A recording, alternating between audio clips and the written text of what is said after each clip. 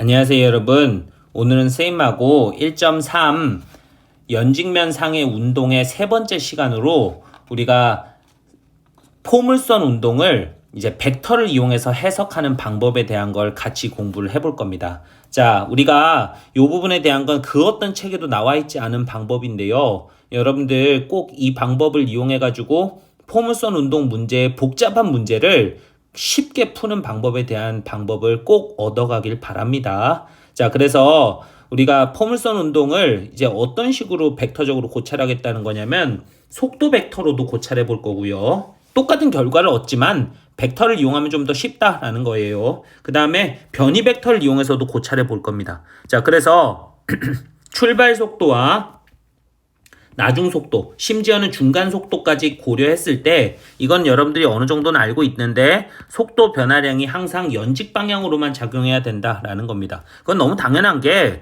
가속도가 아래쪽 연직 방향이기 때문에 속도 변화도 당연히 가속도 방향으로밖에 작용하지 않는 연직 아래 방향으로밖에 변할 수 없다라는 걸 의미하고 있는 거예요. 자, 그래서 지금 여러분들 보고 있는 그림에서 포물선 운동의 1, 2, 3, 4, 5번 지점에서의 속도 벡터를 다 표시를 해놨는데 그 속도 벡터가 결국은 여러분들이 중력 가속도 방향으로 벡터적으로 변해야 되는데 참고로 여러분들이 벡터 뺄셈을 모르는 학생을 위해서 벡터 뺄셈은 어떻게 하냐면 두 벡터를 출발점을 갖게 놓은 다음에 시작점을 갖게 놓은 다음에 화살표의 끝지점 두 개를 직선으로 이어주는 게 벡터 뺄셈인데 뒤쪽에서 앞쪽으로 이어주는 게 벡터 뺄셈입니다. 즉 무슨 얘기냐면 여러분들이 어떤 벡터 값이 있을 때 그 벡터 값이 예를 들면 A라고 하는 벡터가 이렇게 존재를 하고 그 다음에 B라는 벡터가 존재를 한다고 했을 때 그 B라고 하는 벡터가 예를 들면 이런 식의 벡터다라고 얘기를 했을 때 이 B라고 하는 벡터가 지금은 표시는 이런 식으로 돼 있지만 이 표시가 돼 있는 걸 이제 같은 원점으로 옮겨주라는 거죠. 어떻게 옮기냐면 이렇게 원점을 옮겨주라는 겁니다. 그러면 이렇게 여러분들이 A, B의 벡터를 원점을 갖도록 이어준 다음에 만약에 여러분들이 A에서 B를 빼는 거라면 B의 머리에서 A의 머리 쪽으로 이렇게 직선을 그어주면 A-B가 되고요. 만약에 A의 머리에서 B의 머리 쪽으로 그어주면 그게 B-A다라는 것을 얘기할 수 있습니다. 그래서 이렇게 여러분들이 벡터 뺄셈이라고 하는 것을 알고 있다면 속도 벡터 뺄셈에 대한 얘기도 할 수가 있는데 지금 여러분들이 보면은 보고 있는 A1번 위치에서의 벡터, 2번 위치에서의 벡터, 그 다음에 3번 위치에서의 벡터를 X방향, Y방향 분리하지 않고 그대로 받아들이자라는 거죠. 그래서 그대로 받아들이면 뭐가 좋은데? 옮겨보자라는 거죠. 어떻게 옮기냐면 얘를 한 위치로 옮기자라는 건데요. 자, 어떻게 한 위치로 옮기냐? 말 그대로입니다. 아이패드라서 움직이는 건 아니고요. 여러분도 할 수 있어요. 자, 이렇게 옮겨서 한 위치로 옮겨봅시다.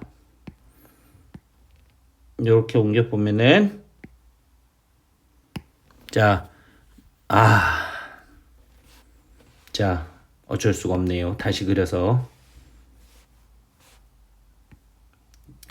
옮깁시다. 자, 이렇게 옮겨서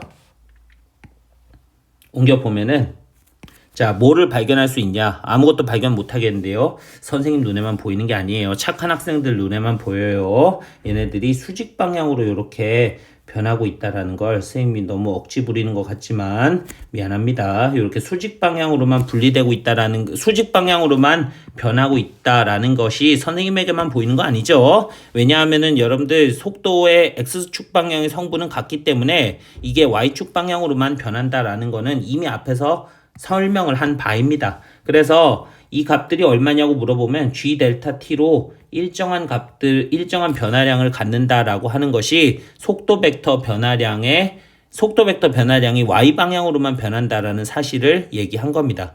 그런데 이게 여러분들 조금 너무 당연한 얘기를 하고 있는 것 같은데 요거 관련 예제를 선생님 책에서 풀어보면은 여러분들 거의 손을 못 댑니다. 그런데 그거를 여러분들이 이제 속도 벡터 변화량이 이제 Y방향으로만 변한다는 사실로서 풀 수 있는 예제들이 있으니까 그걸 한번 접해보면 무슨 말인지 알 것 같아요. 그래서 포물선 운동의 속도 벡터 변화량은 중요한 사실이 항상 G방향으로만 존재한다라는 거예요. 그래서 얘네들의 속도 벡터 변화량의 벡터 방향이 G 벡터의 방향과 같을 수밖에 없다라는 게 결론입니다. 자, 그러면 이것에 대한 얘기보다는 선생님이 뭘 더 강조하고 싶냐면 선생님 책의 첫 장에서도 강조하고 있는 내용 중에 하나인데 변이 벡터를 이용해 가지고 고찰하는 방법입니다.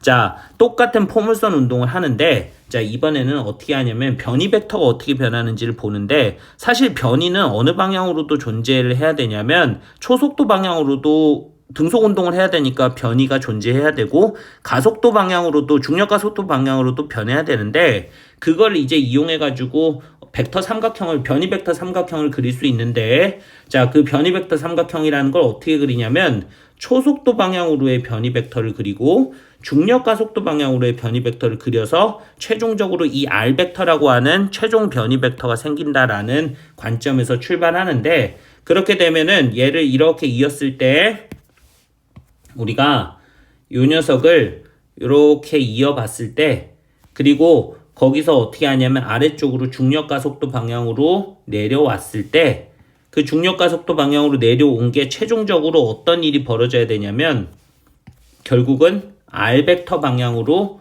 얘네들의 변이 벡터 변화가 일어나야 된다라고 하는 것. 그리고 걔네들이 기하학적으로도 몇 도를 이뤄야 되냐면 세타라고 하는 각도를 이뤄야 된다라는 것이 선생님이 강조하는 바 중에 하나입니다. 그러면 이걸 여러분들이 그림으로 표시해 보면 어떤 그림이 되어야 될 거냐면 당연히 여러분들 조금 작게 그리면 이런 식으로 그려야 될 건데 요렇게 그 다음에 가속도 방향으로의 변이 벡터는 요렇게 그리고 R 벡터 방향은 이렇게 여러분들이 수평 방향으로 이루어지는데 그 수평 방향으로 이루어지는 게 절대 이 각도가 변해야 될 이유가 전혀 없다라는 거죠. 왜냐하면 초속도 방향과 변이 벡터의 방향은 수평면과 초속도 방향으로 딱 결정되어 있는 구속 조건이니까요. 그러면 결국은 이 속도 방향으로의 변이는 등속 운동을 하니까 이 속도 방향으로 VT가 될 거고 이쪽 방향으로는 뭐가 될 거냐면 2분의 1 GT 제곱이 될 거고요. 그 다음에 이 방향으로는 R이 될 건데 이걸 이용하면 여러분들이 뭘 얘기할 수 있냐면 얘네들의 사인 세타에 해당하는 게 VT분의 2분의 1 GT 제곱이라는 걸 알 수가 있고 그리고 이게 R이라고 하는 것이 VT의 코사인 세타를 취하면 된다라는 걸 가만 보면 알 수 있기 때문에 이걸 이용해 가지고 R이 얼마인지를 계산할 수 있다라는 건데 자, 우리가 사인 세타라고 하는 것을 가만히 살펴보면 이 사인 세타 값이 VT라고 하는 것분의 2분의 1 GT 제곱임을 얘기할 수가 있고 여기서 분모 분자에서 여러분들이 T를 소거한 다음에 그 다음에 여러분들이 이제 T 빼고 나머지를 다 이항시키면 뭘 얻을 수 있냐면 T라고 하는 것이 G분의 2V의 사인 세타다라고 하는 결과를 얻을 수가 있고요. 이 결과를 이용해서 여러분들이 뭐에다 집어넣어 볼 거냐면 다시 한번 코사인 세타를 취한 값에다가 집어넣어 볼 건데 코사인 세타라고 하는 것은 어떻게 되냐면 이제 그냥 코사인 세타라기보다는 VT의 코사인 세타다라고 하는 것이 R이다 라고 이렇게 얘기할 수 있는데 순서를 좀 바꿀까요? 결국은 나는 R을 구하고자 하는 거니까 이 R이라고 하는 것이 VT의 코사인 세타다 라고 얘기할 수 있는데 요 T라고 하는 것이 G분의 2VY 사인 세타라고 얘기할 수 있으니까 결국은 얘네들의 답이 어떻게 되냐면 G분의 2V제곱의 사인 세타 코사인 세타임을 바로 알 수가 있겠죠? 됐습니까? 사실은 이렇게 구하는 방법은 꼭 굳이 벡터 삼각형을 그리지 않아도 할 수 있습니다. 그렇게 어려운 문제 아니에요. 그런데 이런 방법으로 여러분들 고찰하는 게 어떤 문제에선 도움이 되냐면 지금 여러분들이 보고 있는 이 아래쪽의 예제 같은 경우에는 굉장히 좋은 그 방법 중에 하나로 쓸 수가 있습니다. 참고로 여러분들이 이 문제를 푸는 방법의 전형적인 방법은 중력과 속도를 y 방향과 y 프라임 방향과 x 프라임 방향으로 분리해서 푸는 방법으로 아마 알고 있을 건데요. 이 참고로 선생님이 적은 방법은 말 그대로 전형적인 방법인데 이것보다 더 쉬운 방법이라고 소개해 주는 거니까 이걸로 푸는 방법을 혹시 모르고 있는 학생은 책을 참조하도록 하시고요. 자, 우리가 선생님은 이제 변이 벡터 삼각형을 그리는 걸 강조했으니까 그걸 이용해서 풀어보도록 하겠습니다. 자, 당연히 여러분들 V 방향은 딱 어느 방향으로 정해져 있는 문제냐면 면의 빗면 방향이 수직으로 딱 정해져 있는 방향이 결정돼 있습니다. 그러면 이 빗면 방향으로 V를 생각했을 때 변이가 얼마만큼 일어난다라고 물어보면은 이 방향으로 분명히 변이가 일어나겠죠. 됐습니까? 자, 잘 그려야 될 건데. 자, 그래서 V 방향으로 이렇게 변이가 일어났고 VT만큼의 변이가 일어난 게 당연히 어느 방향으로도 변이가 일어나야 되냐면 G 방향으로도 변이가 일어나야 됩니다. 연직 방향으로도 변이가 일어나야 되는데 실패했어요. 자, 여기 이렇게 실패했어요. 자, 우리가 이렇게 얘기를 할 수가 있는데 그러면은 여기에 여러분들이 이렇게 그려주면 될 거고요. 자, 여기까지 다시 그려보도록 할게요. 자, 마음에 안 들어요. 자, 선생님이 이렇게 자, 다시 자, 이렇게 그려주도록 할게요. 자, 그러면 요 방향으로 이제 VT만큼의 변이가 일어날 거고요. 그 다음에 아래쪽 방향으로 뭐가 일어나야 되냐면 2분의 1 GT제곱만큼의 변이가 일어나야 되는데 그게 결국은 빗면 방향으로의 수평 도달거리 R이다 라는 겁니다. 빗면 방향 도달거리 R. 그러면 이것의 벡터 삼각형이 어떤 식으로 그려지는 걸 알 수 있냐면 조금 작게 그려보면 이런 식인데 요렇게 그 다음에 요렇게 그 다음에 요렇게 그려지는 걸 알 수가 있죠. 그런데 요 그린 삼각형이 당연히 몇 도를 이뤄야 되냐면 여기는 90도를 이뤄야 되고 참고로 얘기하면 얘가 세타니까 요 녀석이 세타인 걸 알 수 있으니까 어디가 세타인 걸 알 수 있냐면 여기가 세타임을 알 수가 있죠. 맞죠? 그러면 여기에 여러분들이 얼마냐면 VT만큼의 변이 2분의 1 GT제곱만큼의 변이 그리고 이 방향으로 R이다 라고 얘기할 수 있을 겁니다.